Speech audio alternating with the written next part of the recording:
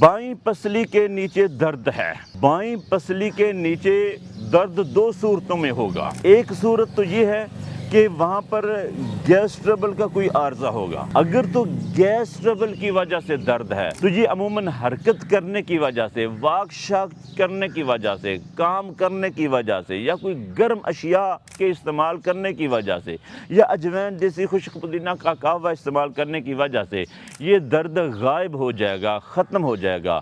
اگر پھر بھی یہ درد ختم نہ ہو رہا ہو اور بائیں پسلی کے آخر میں جب آپ نے دبایا اور آپ کو درد ہوا تو اس کا مطلب یہ ہوگا کہ آپ کا تہال، آپ کی